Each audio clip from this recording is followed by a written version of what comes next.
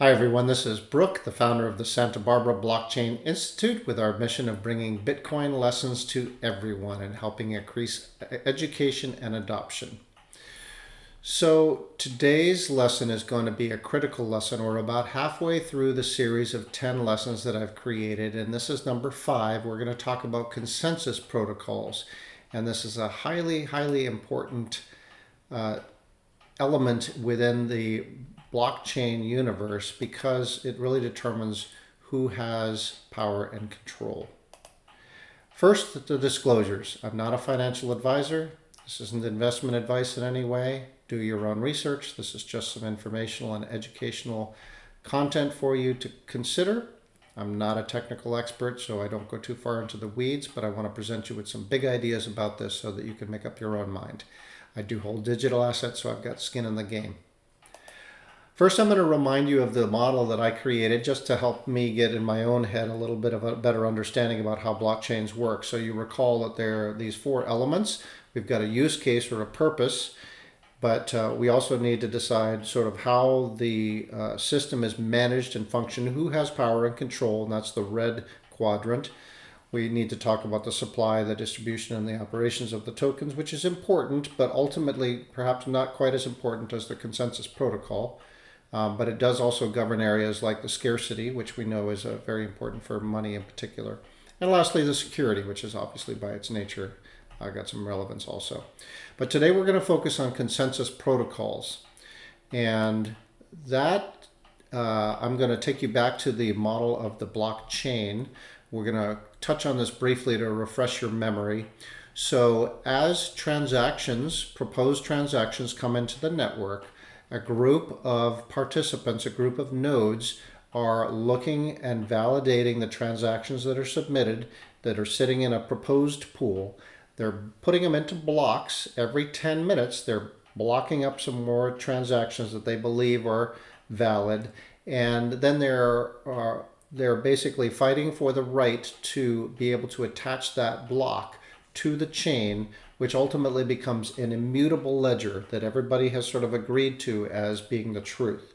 So the role of these miners, these specialized nodes who are going to do the assembly of the transaction and they're going to vie for the right to attach this to the blockchain, this is obviously a critical role. This is where the power and control lie for the network. And in 2022, this year, we've seen that it really, really matters. We've had a number of issues with authorities and those who are in charge of their blockchains or their exchanges or their tokens demonstrate again that trust is not a great thing to rely on with human beings because that trust gets broken again and again. And this is one of the reasons Satoshi literally wrote in his communications when he was creating this. It's that failure of trust again and again. So this system is designed to try to really minimize the element of trust. But you can see that this is where the power and control of the ledger lies, and that's really what it's all about. So let's talk about that a little more in a little bit more definition. So the Bitcoin miners that's the name for the group of nodes that change all the time, who are responsible for assembling the transactions and attaching them to the blockchain. So obviously that is a huge amount of power and control because of their validation role and their the blockchain attached role. Much of the other part of the code is not changeable, but this part is very dynamic. The number and the distribution of these miners is sort of constantly changing. They're in it for economic reasons, and that was one of these other incentives. They are trying to earn Bitcoin by performing this role of validation. But we don't want just anybody to do that because we get into this trust problem again. So the question is, what gives you this right to be somebody wielding power and control in Bitcoin, to be able to decide which transactions go and which block should be attached? Well, the brilliance of this protocol is that it's not sort of modern fiat reasons that we often have for deciding power and control in our world of title, government position or of wealth or ownership of the number of tokens or anything like that. There's no board of directors with special voting privileges or anything like that. It doesn't matter if you're a holder of tokens. That's not relevant to who controls the protocol. You have to work for it. It doesn't matter who you are, doesn't matter where you are, it doesn't matter how much you have of either fiat wealth or token wealth. Every 10 minutes, you've got to work for it to prove that you have the right to validate and that you have the right to extend the blockchain. That's what the proof of work consensus protocol really means. So it's a constantly changing group of people because it's difficult to do and you've got to invest in it. It's like gold miners in the real world. You've got to put your effort and work into it. You've got to put your own skin in the game and on the line to try to do this. And that incentivizes people to act more, to behave more properly. And it minimizes bad actors because if you try to mess with it, you probably end up losing your own resources in the effort. So when we think back to other types of proofs, the proof of work is a sort of a real concrete investment that you have to produce in order to make gains. There's a physical, real-world cost to achieve power and control of these resources. It takes physical energy, and there's less room for manipulation. If you think of that alpha wolf, if you think of a pack of wolves, and this happens in nature, so this is a very natural organization. The alpha wolf has to exert a physical presence to control his pack, and that presence diminishes over time as he ages. So that is a democratic process whereby whatever wolf can take over will take over. And so we get a shifting hierarchy over time and a change in leadership, which is good for the pack. But the alpha wolf must demonstrate a real life power and real life control, a physical ability to be able to have the right to manage the pack.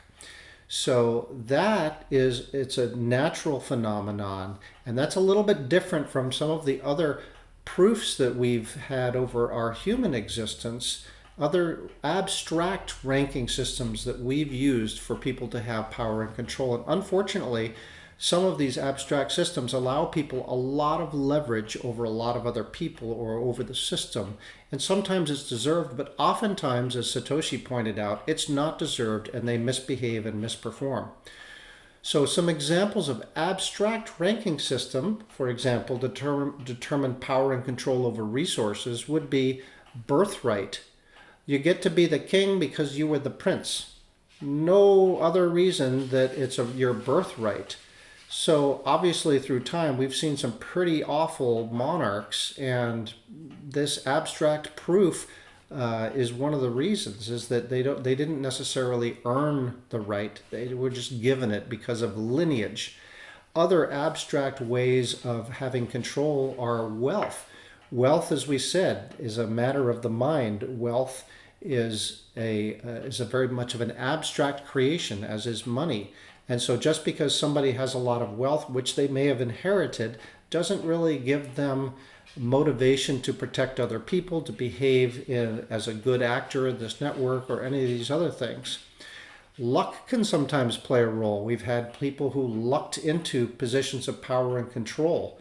Some of our worst dictators lucked into their position of power when they were able to wield enormous amounts of leverage over lots of other human beings, not deservedly so, but they just sort of lucked into it because of circumstance. Cunning is another sort of abstract reason why we end up with people in power and control that really should not wield that type of leverage over other humans or networks or governments, but they have. So when we rely on proof of work, demonstrated proof of work, we introduce this element of earning it, of having skin in the game, of being a part of it, of desiring that the system as a whole flourishes. And that turns out that it may be one of the best attempts to gain trustless management, if you will. There's a high opportunity for somebody to manipulate the system if they have lucked into its control, or they've simply bought their way into it. And so that's one thing that we're trying to eliminate with the Bitcoin here. So there are lots of other proofs. So proof of participation, proof of history, proof of space, proof of stake is one that you may know, because the second largest coin, Ethereum, just moved from proof of work to a proof of stake. Proof of stake is a little bit more of one of those sort of traditional proofs where it's proof of wealth, essentially. If you own more of the coins, you have a bigger say in how it goes. And so the jury is yet out on whether that's going to be an effective move or not. But we can say that many of the failures of this year in particular have been because the authority has been abused, that people have not behaved in either in a flat out, they've behaved in a flat out fraudulent way, or the incentives haven't been quite right for people to behave appropriately when they're in a position of power and control. Some people will remember the 90s, late 90s in the internet world, and we had all of this plethora of different websites that popped up to do all of these wonderful things, and many of them ended up failing.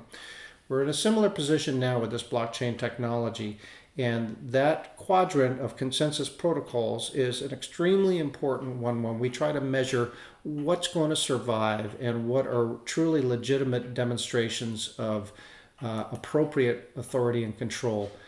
It really is about control over the ledger. Power and resource control authority used to be physical, like my example with the wolves. The alpha wolf is the one who demonstrated his physical right to control the pack. But it became abstract, wielded by banks and governments and internet god kings, if you will. Examples of this of Zuckerberg and of other internet impresarios like Elon Musk. So the difference is the possible leverage of abstract power is huge. You can only ever be so strong as a human being, but if we measure you in your wealth, you could be much, much stronger than you could ever be strong using just physical strength, if that makes sense. So the leverage power of abstract is enormous. So bad actors generally kind of try to do one of two things. Either they specifically design exploitative abstract power hierarchies that they can control. So the idea of being a CEO for a company is kind of an abstract power. It's a position authority. Somebody like a Zuckerberg wields enormous authority over the entire Facebook universe, and that's an abstract position. He didn't invest work, effort, physical presence, or anything like that to get it. It's an abstract position. And so bad actors, generally, they profit the most from being able to leverage that. And the second thing that a bad actor might do is they might seek to destroy the network or to harm the network by exploiting the abstract nature of its construction, by being able to get in and hack away at, if you will, the power structure to steal a password, to get in and to remove elements of the electronic control and power of a network. And so those are the two ways that bad actors try to get in and influence and to raise their own leverage over a system. And these are both sort of abstract ways. It's very difficult. Like the weak wolf would not be able to take over the pack. They simply don't have the physical leverage. And the leverage is limited to just the physicality of the animal, as you can sort of understand with that comparison. So proof of work imposes a real-life, physically prohibitive cost on bad actors. You will do better just joining it than you would to try to attack it. Solving a puzzle that uses real energy costs and provides a receipt. The winner of that puzzle contest gets a receipt. They get recorded, and their block gets attached to the network. So they have proof that they did the work. They have proof that they solved the puzzle. That acts as a real impressive gateway between the real world of energy use, which is about the most important thing that we do as humans, is consume more and more and more energy, and the abstract world, the internet, which provides us with gateways to all sorts of resources and understanding and memory, but it's not so linked to the real world. So this proof of work is a really critical piece of linking the two things together here. So Bitcoin brought us blockchain technology. It did not improve humans. We still need to set up an organization that minimizes our own tendencies. And the way that this consensus protocol of proof of work functions is that it does give us incentives to cooperate. We need these incentives because left to our own devices, we will venture off into that abstract form of control, as we've seen with many of these other blockchains that came up and are no longer with us, or we've seen with the exchanges collapsing because of bad management or flat out fraud. We need that type of assistance. We need a strong consensus protocol to keep us on the straight and narrow. So in this exciting world, as that Bitcoin software is copied, because it's open source, copied and replicated and changed a little bit, modified, there are huge amounts of opportunities for good. There are also opportunities for lots of fraudulent or consensus protocols to come up that are not going to work and that are going to be the result of humans seeking more leverage over their own networks and using abstract power control mechanisms. So any copies of Bitcoin code, also known as altcoins, they must prove to us that they are also ethical applications of the technology.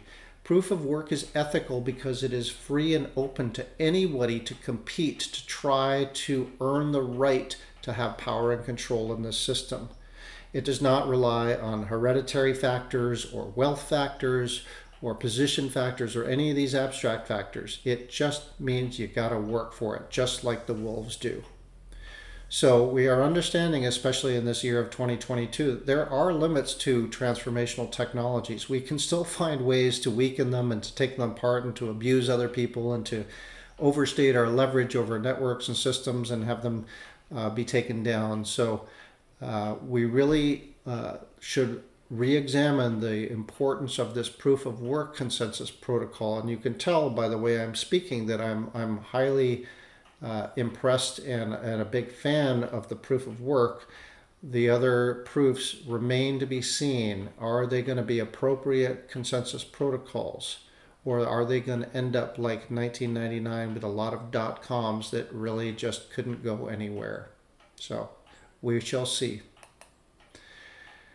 The next part of the next lecture in my series, I'm going to talk about ways that you can hold Bitcoin and cryptos yourself. And this is another important way to minimize the leverage of others over you. And so that's another important key. And it's a little bit more practical for many of you who have now gotten an understanding of this world and want to participate and want to know how to do that. So I look forward to seeing you with lesson number 6.